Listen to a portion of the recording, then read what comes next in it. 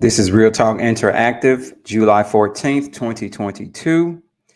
I'm your host, Richard Dixon Jr., and we are about to have an exciting evening uh, tonight. So I'm excited because we have a great guest coming on. I know we've put the promo out there, we've shared it, but for everybody who may not have shared it yet, Real Talk Interactive is live. Tell your neighbors, tell your friends, tell your enemies. You can even tell your pets if you want to. If they want to sit at the TV and watch Real Talk Interactive with you, get them started. So we have a great guest this evening, and I'm so excited. I'll tell you ahead of time because you've probably seen the promo. My grandfather, Walter S. Dixon Sr., is going to be our guest. Um, and so, as we always do, we're going to play a songs to allow us time and me time to share it, what's going on tonight, because the YouTube links and the Facebook links, they change. So we're going to get things going with Soldier by John Howard. And while this song is playing, as it ministers to you, make sure you do your part. Let's share it because this is so exciting to hear what my grandfather has to say. We're gonna hear some great things about his life. So, all right, let's get it going. In the army, I will fight till I die, 'cause I'm determined to be a winner, holding the blood-stained banner. I'm a soldier in the army of the Lord. In case you didn't know, there's a war going on, and you got to have courage, and you got to be strong. The weapons of our warfare are not carnal, but mighty through God to the pulling down of strongholds. I'm a soldier, yes I am, in the army.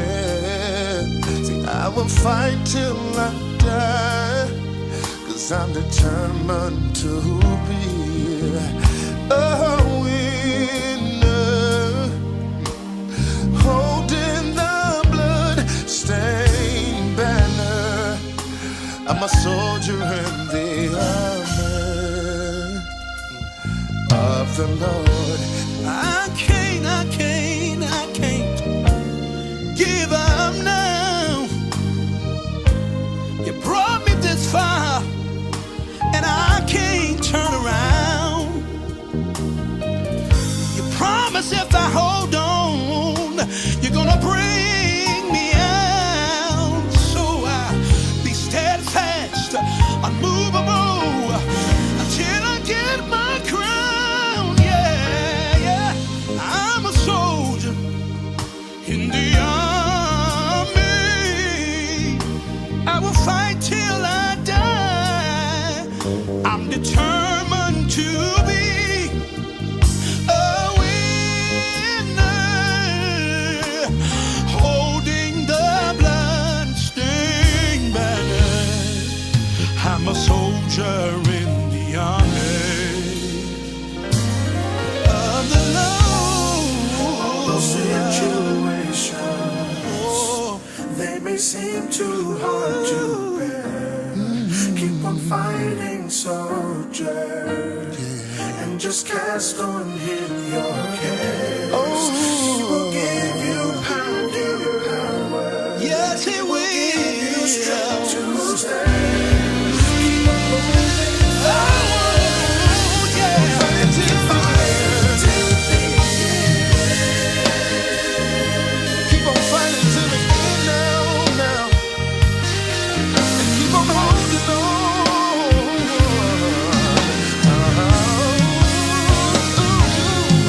Listen. Put on the belt of truth. Put on the breastplate of righteousness.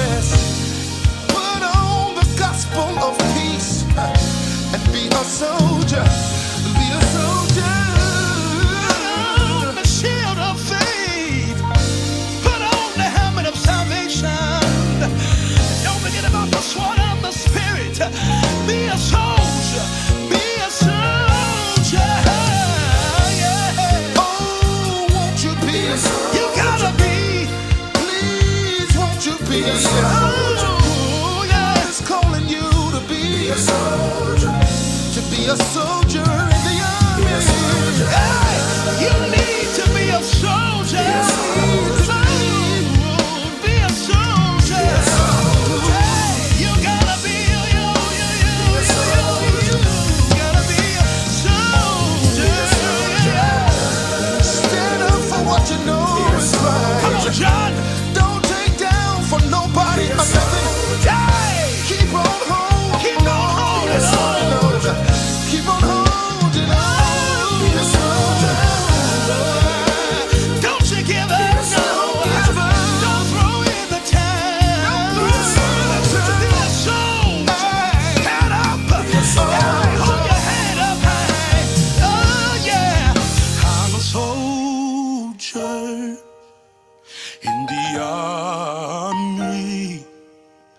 I will fight till I die, 'cause I'm determined to be A winner, holding a blood-stained banner. I'm a soldier in the army of the Lord. Yeah, yeah. Oh, yeah. Soldier in the army of the Lord. Oh, yeah. Ooh, yeah, yeah. Army of the Oh, yeah, yeah.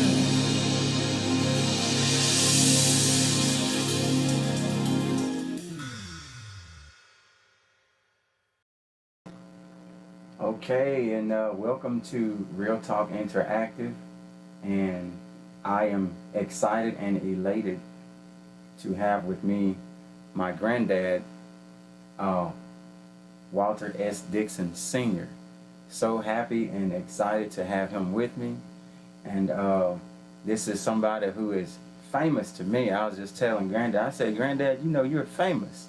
And he said he doesn't know about that. He said he's over. I said, my granddad is famous to me. My granddad beats out any movie star, any action star that we can think of. He's a legend to me, somebody that I've always looked up to. And I just thank God for my granddad. I'm proud of my granddad. I tell all of my friends about him, my co-workers about him. I'm just proud of him, and I'm proud of the life that he's lived. And I know others can say that about him too. So, Granddad, we thank you for allowing us to talk with you today. Yes. About this, and we just want to get some wisdom from you. You know, you can't say that about a lot of people. A lot of people who are old, you know, it used to be said when you're elderly you have wisdom, but I don't think you can say that today. Just because you're elderly doesn't mean you have wisdom. So I know my granddad has wisdom. So, Granddad, tell us about yourself. You, the person. How would you describe yourself? I don't know what terms in which you're talking. I'm a common servant, born in the hills of Mississippi, out at Macon, Mississippi, and raised up in the country, raised up by people who from the Methodist Church form, and I've always had a respect for and thoughts concerning God from way back, and God has been with me a long time, so raised up on a farm, chopping cotton, picking cotton, and doing whatever else was to be done. And in 1947, let me see now. I got to get my thoughts together. It's all right.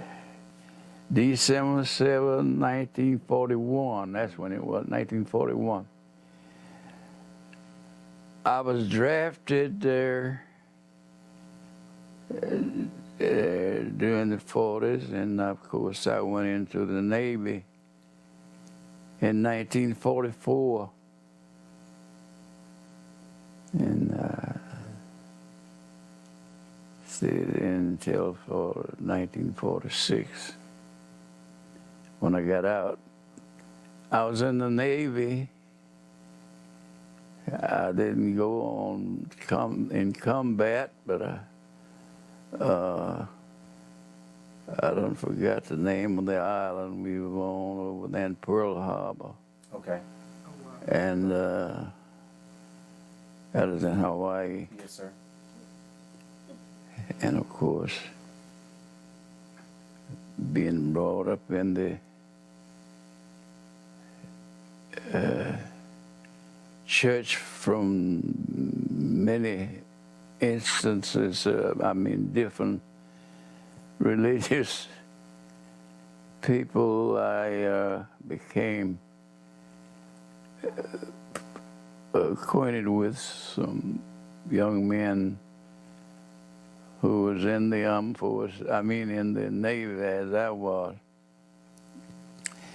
And the young man was from Louisiana, Leesville, Louisiana, named Jack Johnson. Well, he was a young man, he was a sanctified young fella. When he came into there, so I met him. I didn't have much to do with him at the time, but after we left Great Lake, California, where I was take my basic training, we went to Shoemaker, California to be shipped wherever they needed, whoever they needed. And then on the Hawaiian Island, there was a reshipment depot, and I was sent from Shoemaker, California to Hawaii. Mm-hmm. And I was stationed there, and that's where I was stationed during the war until 45, and I came back, and I came here in Clarksdale. You came to Clarksdale after the Navy? Yes. Okay. And finally got married to my wife, who is the mother of all his children, except one. Mm-hmm. And of course, but on the way to Hawaii, the war was on, and we traveled by ship on going to California was a troop ship, and they had to travel in the dark to keep the submarine from picking the ships up, you know. The enemy subs. Mm-hmm. So I think it was about 5 days on the sea going to the islands we were on. But at any rate, on Sunday of that week, this young preacher asked he was just a young man. He wasn't, I don't think he was even licensed. Might have been, but at any rate, he asked the captain of the ship, could he preach? Mm. So the man, he was a gutsy little fella. So he said, yeah. Back at that time, you know, everybody was concerned because the war wasn't going so good. World War II. And he let him preach. And as we were going on, this young man got up and preached. He was a sanctified preacher. And he started preaching, and two young men was over there gambling on the ship where we were going. And when he got to preaching, I wasn't paying much attention, but after he started preaching, I noticed as he preached, two young men that was gambling over there, rolling dice, gambling on the ship as we went. They stopped gambling, put the dice in the pocket, Wow. and sat there and went to crying. Wow. His preaching, I wasn't paying much attention. When I saw that, then I got concerned about, you know, what he was saying. And whenever I saw them crying, it kind of touched me. So when we landed, they had a little place there, and this preacher started having services at the camp. And was this in California where you all landed? No, we were in California then. This after we landed in the island of Hawaii. Okay. On the island, the big island. There was some empty barracks. They was built there, and they established a reshipment depot where they would ship material and goods and men and whatever. So the ones that down under, when they on the battlefront, they wouldn't have to come back to the United States to get it. They just come out of this reshipment depot and reload up and go back to the field, front way. But at any rate, this young man, he started to having services, you know, preaching, and fellows that would come around and listen to him. And I heard him preaching. He's preaching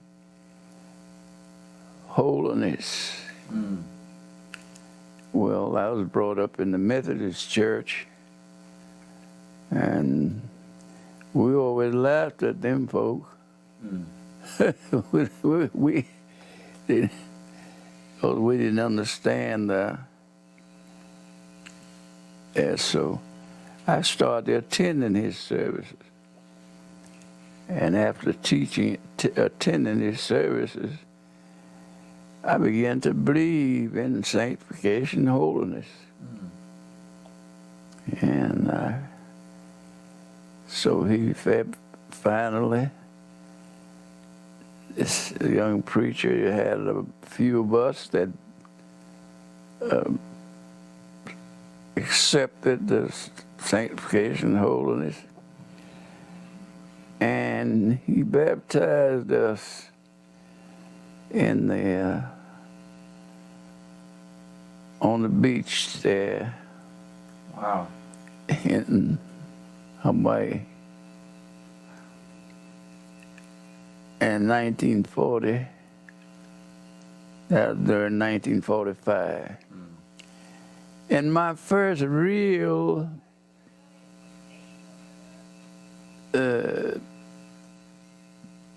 seeing the feeling and the experience in the presence of God, after we started going to this place back and forth and back to the barracks. And so we'd have service every day after we did our duty.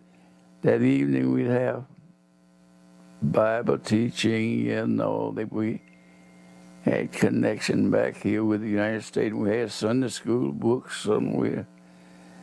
And so we're having prayer service, and all of them just about left and went to the barracks after the prayer service. But I didn't go. For some reason, I wasn't through praying, so I stayed there. It's my first experience with the presence of God. And so I got up when I stopped praying on my knees, and I got up and started walking back toward the barrack. And all at once, the presence of God, the glory of God came upon me, around me, and I couldn't stand on my feet. I didn't see anything, I didn't hear anything, but the presence of God was on me, and I couldn't stand on my feet. I fell to the ground with my hand over my face like this. And lay down till it seemed the Spirit of God substituted. And I come on to the barracks. From that time forward, I accepted the faith and the holiness, and sanctification. And I became a member of his little group. And I stayed there until the war was over. To make it sure. Granddad, you mentioned sanctification and holiness. Mm-hmm. What is that? Well, sanctification and holiness sanctification means to be set apart from the world.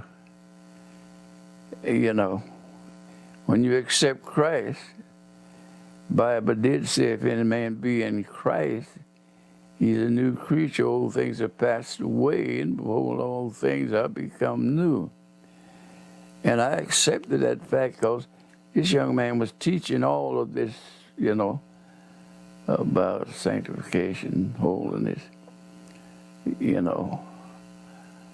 And so I accepted that and strove to abstain from things that I was doing. And after that, when the war was over, to make it short, the war was over when they dropped the bomb on Hiroshima and the other in 1946. I shipped us back to Treasures Island, California, based there. We were there until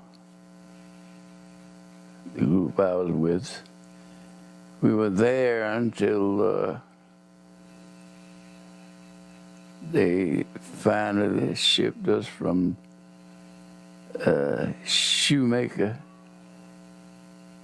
from Treasure Island, California, to Milton, Tennessee. I think it was wherever that Navy base is there. Okay. My memory a little foggy. Mm-hmm. But at any rate, we was separated to different areas and discharged. And I was discharged there. And I came back to this little town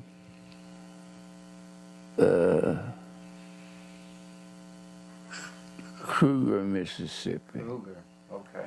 My people were farming out there on a big plantation. So you're originally from Kruger? Huh? You were born in Kruger? Oh, no, I was born in Macon, Mississippi. Macon. Okay. And my people, my aunt that raised us, 3 of us, a brother and a sister. Mm-hmm. And I had a brother and a sister. It was 3 of us. And of course, I was there with them in Macon when my aunt took my mother died. Actually, she was killed. Mm. My mother was accidentally killed. Gun went off and killed her. Mm. I don't remember my mother. I was 3 or 4 years old.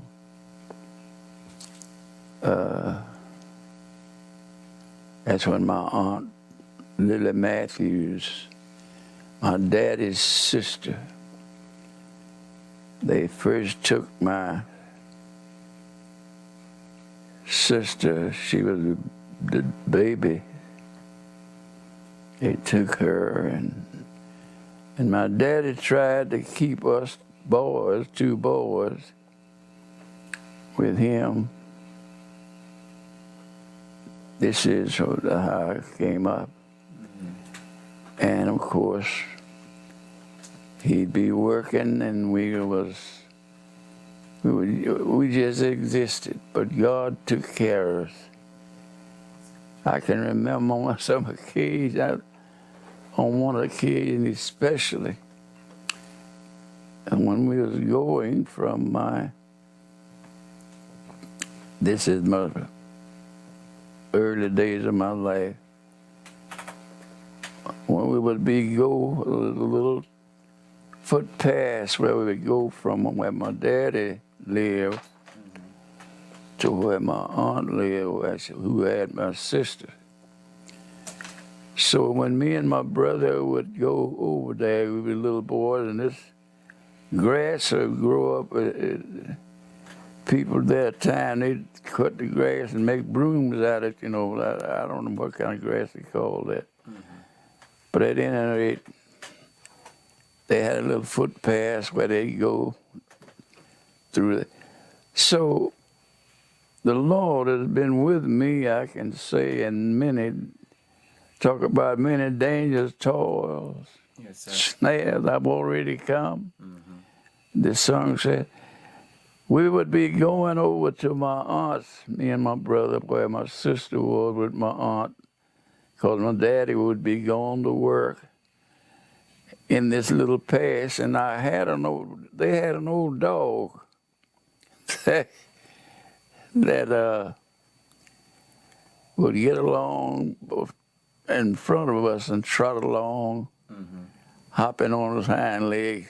Mm-hmm. And that dog, nobody trained him to that, but I know it was God. That dog would go along in front of us, and a snake be in the path where we were going. And that dog we would stop, stand back, and that dog would bark at the snake, and old snake would stand up from the ground, over a foot high from the ground, stand up and be striking at the dog. Wow. And the dog would jump at him and jump back and, find that old dog. When the snake hit at him, his head go down, the dog grabbed him, put him in his mouth and shake him like that and throw him out there. Wow. And kill him, And we would stand there until the snake quit wiggling and the old dog get back in front of us and take us on over to him. Wow. 2 months. Mm. And I know that was God. That's what we came through. And then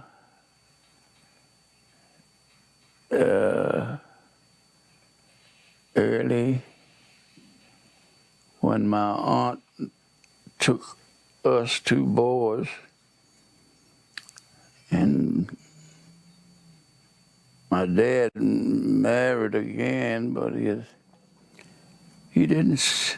They didn't stay together long, because he was in the country and she lived in town, and she would go back and forth to town, and finally they separated.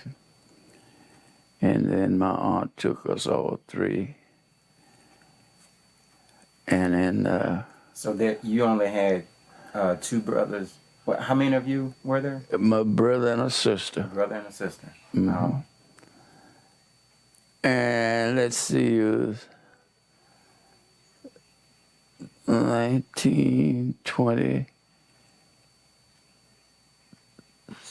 1926 it was. 1926.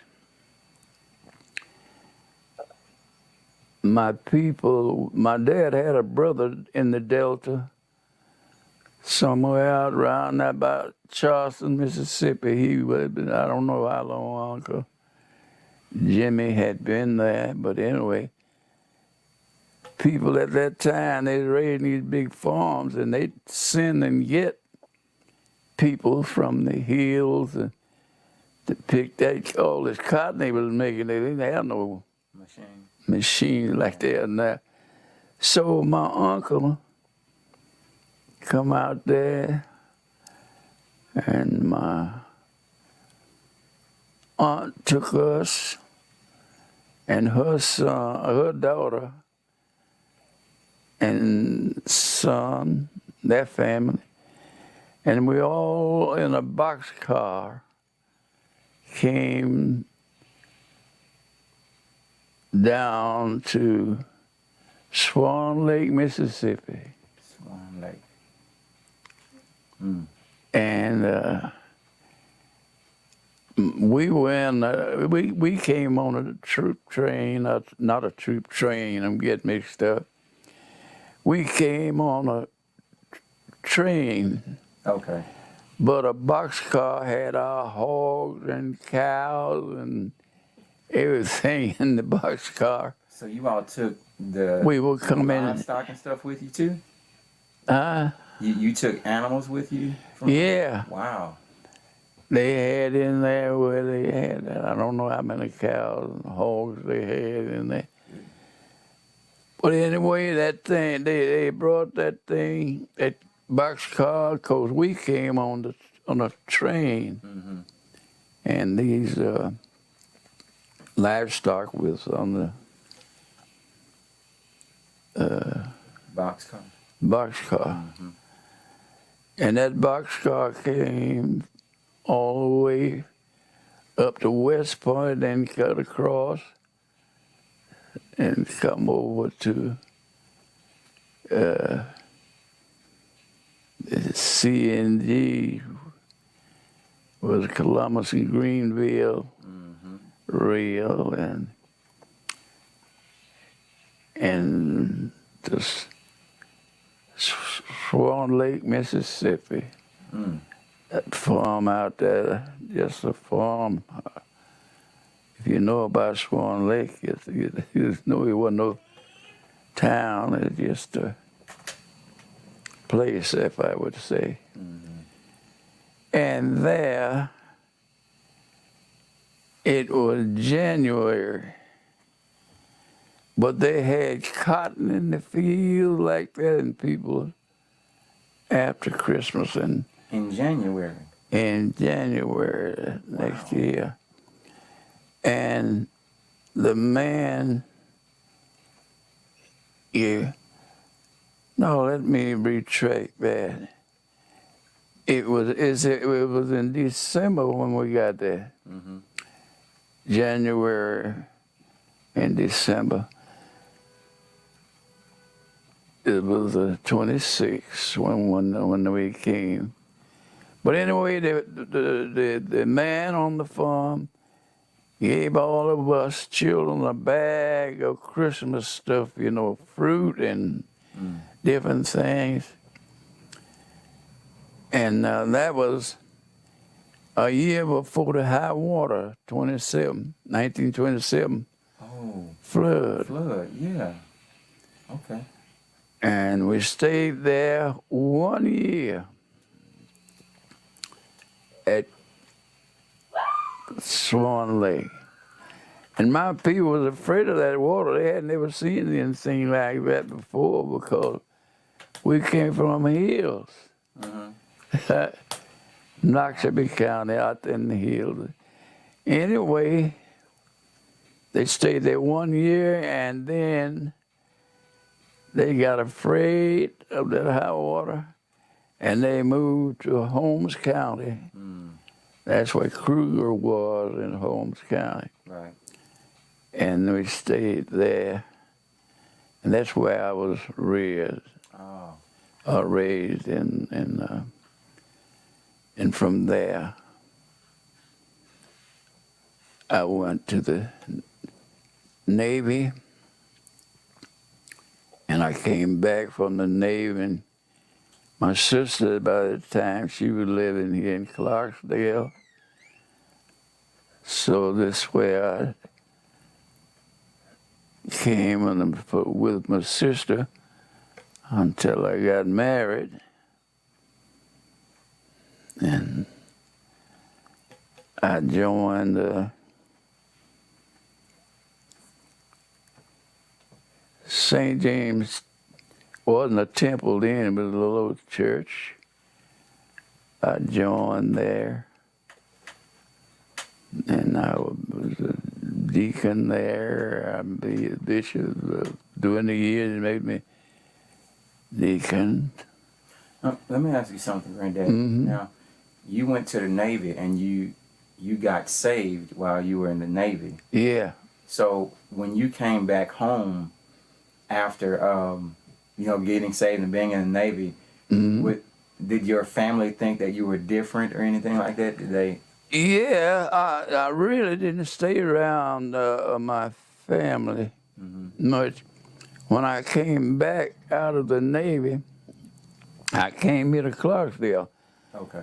But at first, I tried to stay with the church where we attended, where they go.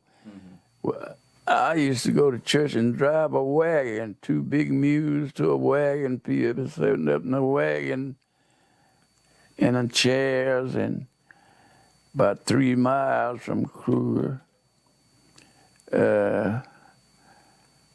And I that's where I was raised up. Now, when I came back out of the Navy, I tried to stay. I would catch the bus and leave Clarksdale, where I settled after I came to the Navy, and go back down there and catch the bus and come back after the services. But the people didn't receive me. I was telling them about all my experiences, and I thought because when I was raised up, I was one of the young fellas that was delegates to all the conferences and everything. And when I went back and I went to the church, and I was happy to go back because they were people I loved and people I thought loved me. But man, they turned me away. They acted like I was something that had poison on them. They didn't want to have nothing to do with me. Wow. I thought when I was telling them about my experiences and how I got saved, but they didn't like that. So, like I said, after they did that, I stopped catching the bus and going from Clarksdale to Kruger, and joined the church here, the Sanctified Church here, Okay. which was under Bishop Lyle. And from then, now on the troop train coming from California, when we was to be sent back, discharged, the Lord came to in my mind to when I get back there to witness for Him, and that's what I was trying to do when I was telling the people about my experiences. Yes, sir. Man, they frowned on that, so that kind of forced me to come back here to Clarksdale and stay. And I joined Bishop Lyle's church. And after then, I got married and children started coming.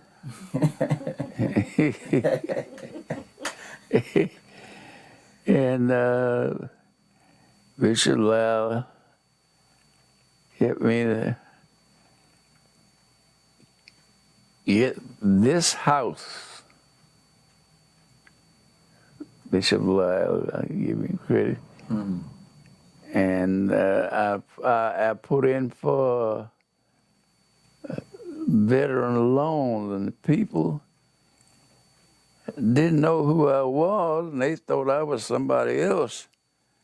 And because when they found out I was black,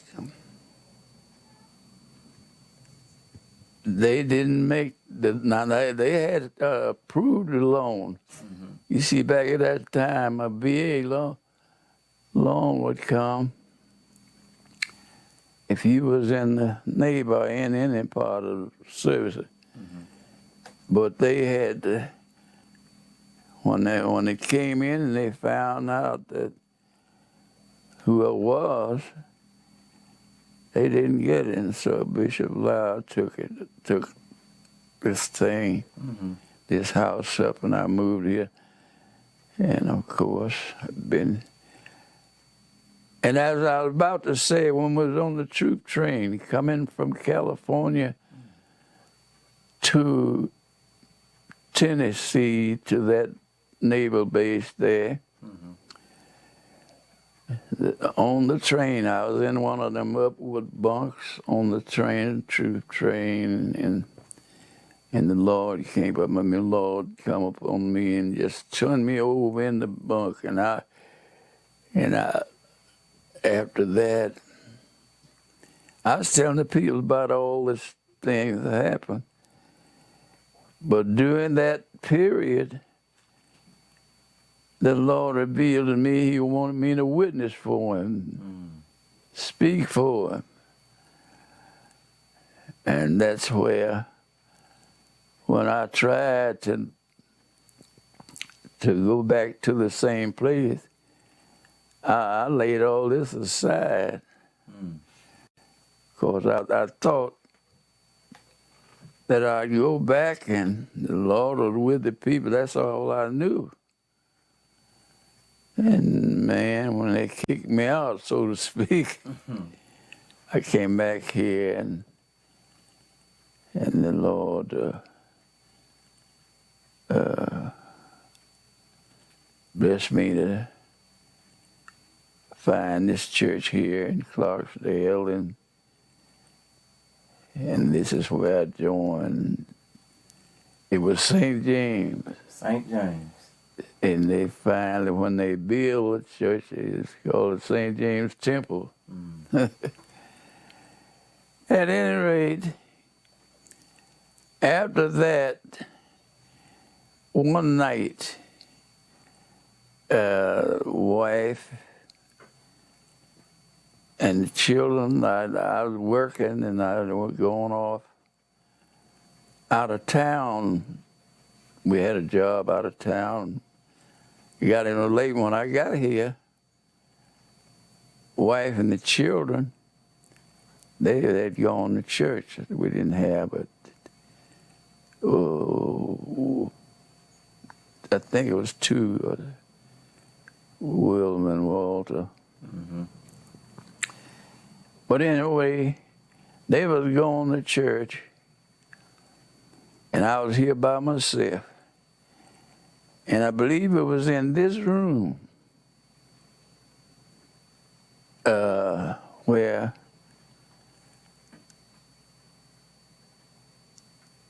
the Spirit of God came up on me. The Holy Ghost came upon me. And I had an experience I've never had before. And I promised the Lord, because I got frightened. So, Lord, if you just let me get back, next time I get to church, I'm gonna make it known that you, so to speak, chosen me to preach. So that Sunday I went to church, and I went into Bishop's office, Bishop Lyle's office, and I was telling him about it. I had promised the Lord I was going to do it and get started at it, you know. Yes, sir. So when I told him about it, he sat there and looked at me, and I told him in kind of stressful like, and he said, I was looking for him to give me some advice, you know. So I said, what do I do, you know? He said, son, you better do what the Lord said do, and didn't tell me nothing else. So right then, I had a guitar that I had got because I started trying to play a guitar over there. Okay. When I was in the service. I got me a guitar and some a little amplifier.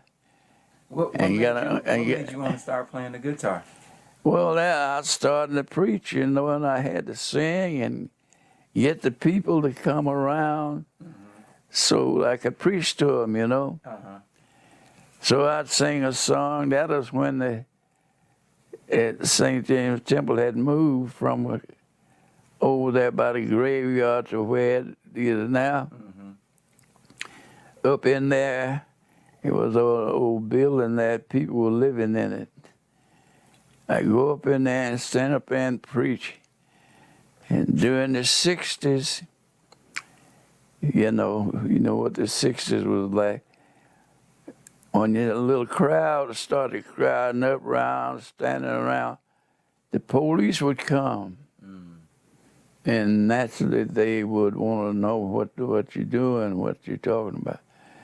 I've had that to happen. I started singing a song, and when people started standing across the street from me, down that where St. James Temple is now, they'd stand across that by the graveyard, and listen. And when they see the police car coming, they would all walk away. But anyway, that's where I started preaching up and down the street, and finally went out from town here.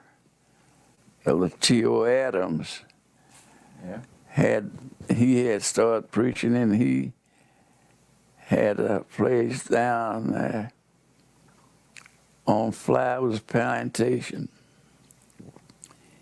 where he was preaching, and he in an old house.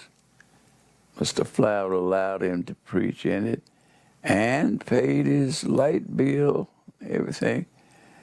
So when he left and moved over to Roundaway, that's a little place back out in there. And anyway, he told me, Brother Dixon, wasn't no elder that time. said, I'm moving over to another. I got a church over there where he moved. He was having service in a church. And said, if you go down there, you will probably get to use that place where I was. And sure enough, I went down to that Mr. Flowers, talked to him. He says, oh yeah, you're welcome to do. Said, I'm going to pay your bill. I'm going to be nice to you like I was the other preacher that was there. Wow. So I started down there. When I got about 15 people, man, I thought I had a big church. I baptized them in the grace ditch out there. And after I got so many there that was attending the plantation, a lot of people lived on the plantation that time. And of course, that's where my first experience of off of the streets to some little house was an old house with all of the petition taken down out of it, and they used it for the church. Okay. And I stayed there. And my first church, after I started, I talked to Bishop Lyle, and I started paying reports for the little church, and I was doing that out of my pocket. Wow. And actually, I didn't have understanding enough to even ask the people for an offering. Wow. So, show you how the Lord works. So, they had an act of having service in different houses around there. And this man was there, and he was a Baptist preacher. And he told me he wanted me to have service at his house. They'd take the beds down and they'd put it aside his house. And so when we got through the service this particular night, I thought we'd had good service, and I'd preached to him and getting ready to go home. He said, wait a minute. That was this man said, y'all ain't gonna give this man an offering? No, I wasn't. I was paying for the Sunday school books and everything that we get. And happy to do it because, I feel that I was fulfilling the purpose for which the Lord had called me. Yes, sir. So he said, wait, y'all ain't gonna get this man an offering? So people just looked at one another. Nobody said nothing. So he said, come on, y'all. And he said this, we Baptists do better than that. That's what he said. And he said, look here. His wife had joined when Elder Adams was there. So when he had left, she joined, when I started there, she joined my group. Mother, I can't think of her name now, bless her heart. His wife joined. He said that I'm not a member there, but my wife is a member there. Said, I'm gonna give $1 every Sunday. $1 is a lot back then. Yes, sir. Then they ain't gonna give $1. I'm gonna give $1 for my wife, and I'm gonna pay an offering. So y'all give this man an offering. They started from that night raising an offering. Wow. They started paying tithes, and then I started to had set the certain days I'd be there, certain day, weekdays and pastoral Sundays. And then the Bishop Lyle sent me to the first church that I pastored. That was at East Dubs, Mississippi. That's up the highway. East Dubs. Here, Okay. Dubs, Mississippi. Now, this church that you started first, when you were preaching out of the house on the plantation, had you all given yourselves a name for the congregation? I'm trying to think of his mother's name.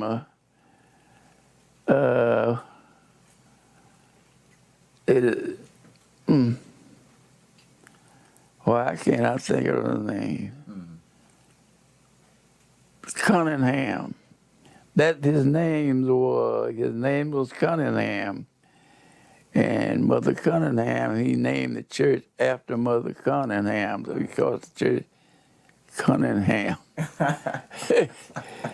So whenever I was appointed to this church, established church out there in the country up at East Dubs, Mississippi, up the highway from here, they when I had to set a pastoral day and I couldn't be there. There was a man that lived on the plantation, another preacher who would always be with me. Oh, I had that little old house full, and the people that lived on, a lot of people lived on the plantation at that time. They would visit, visitors. Mm-hmm. And of course, he told me, said, "El Dixon, if you ever leave from here, I'd like for you to let me have this place." I said, "Yeah, Mr. Flowers." So when I was appointed the pastor, I told Bishop Lyle, I said, "Bishop Lyle, since you appointed me at church, I'm going to give this to Elder Allen." That's who it was. Okay, Allen. And Elder Allen, he lived out there. He became the pastor. I gave it to him, and I went to East Dubs. Okay. From East Dubs, to make the thing short, I started pastoring at Darling, Mississippi. Mm. And from Darling, Mississippi, I started pastoring. He appointed me at church at Batesville. Church there, Powerhouse, they call it. Mm-hmm. The Garners, they were there, and when they moved, he was from Memphis.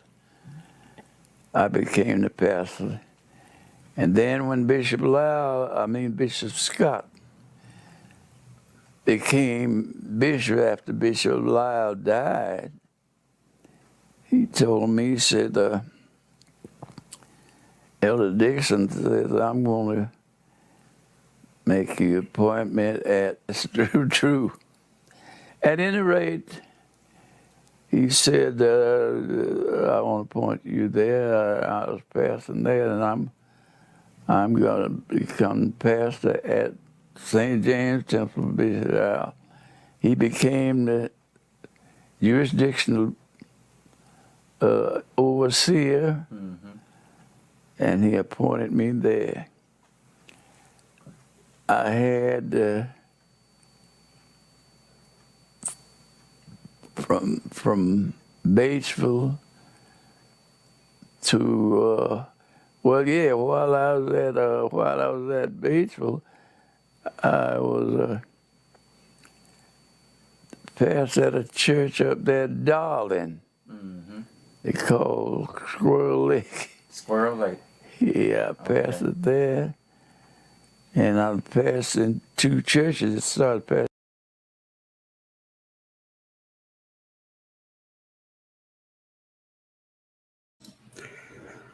Okay, everybody. I know you had a great and grand time watching that. As you know, though, this is part one. And we had a grand time. I was visiting with my granddad, and he agreed to take time out. And as many of you have seen, his mind was and still is sharp. It's amazing. But next part two, get ready for part two because we're going to ask.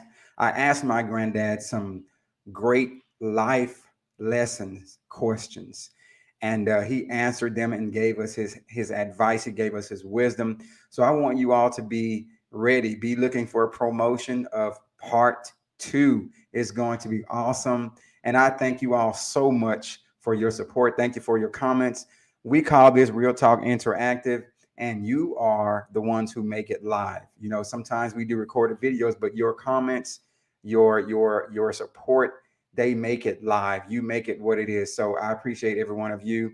My granddad, I don't know if I mentioned it in the promo. Well, the promo did, but my granddad is currently 102 years old. And for him to just dwell back on things of the past, it was just awesome just living, watching him relive the things he went through. But if you all paid attention, and this is a testament to the goodness of God, if you paid attention, when he talked about the presence of God, his eyes lit up. And I'm telling you, that is something that our God does for us. And it is because of God that he is where he is and that he's still with us. He's still a soldier. So be looking out, be looking for the promo that is going to come out for part two. God bless each and every one of you. Hey, we're going to end this as we did, as we came in, as we always do. We're going to end it with music by John Howard, Soldier. You all have a blessed night.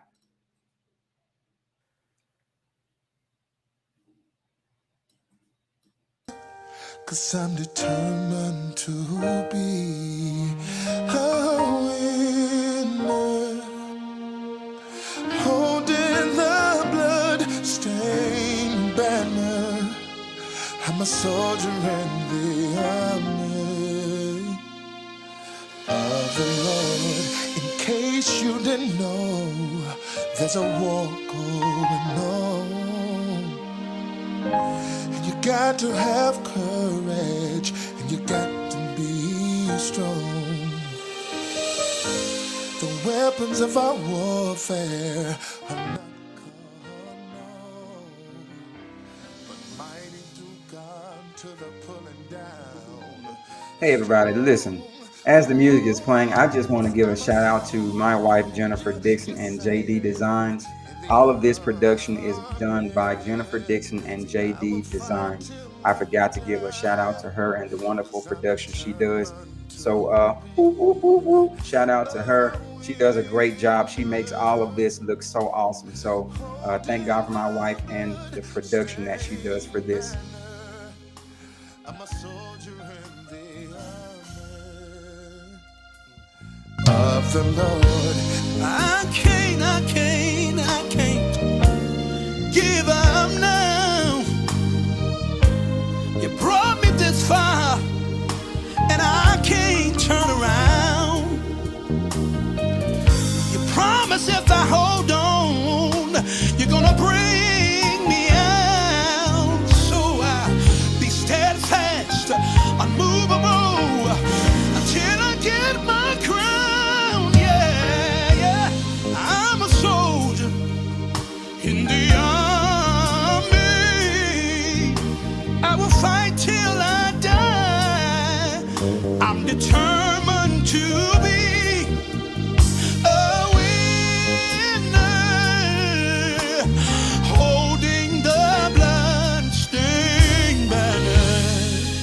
I'm a soldier in the army of the Lord. Those situations, they may seem too hard to bear.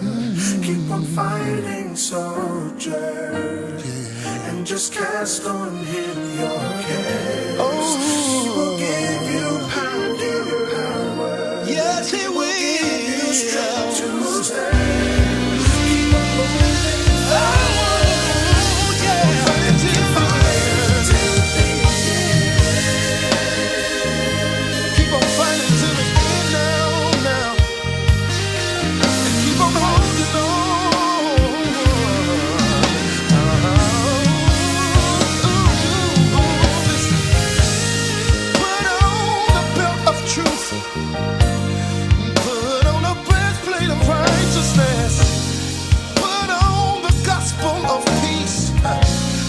a soldier.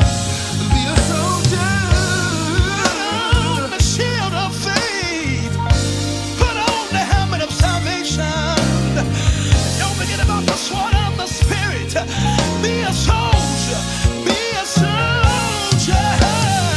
Yeah. Oh, won't you be a soldier? You gotta be. Please, won't you be a soldier? Oh, yeah. It's calling you to be a soldier. To be a soldier in the army. Hey, you need to be a soldier. Be a soldier. Hey, you gotta be, you gotta be a soldier. Stand up for what you know is right. Come on, John. Don't take down for nobody or nothing. Hey, Keep on holding. keep on holding on. Keep on holding on. Don't you give up, no. Don't throw in the towel. Be a soldier. Head up. Hold your head up high. Oh, yeah. I'm a soldier in the army. And I will fight till I die. 'Cause I'm determined to be A winner, holding a blood-stained banner. I'm a soldier in the army of the Lord.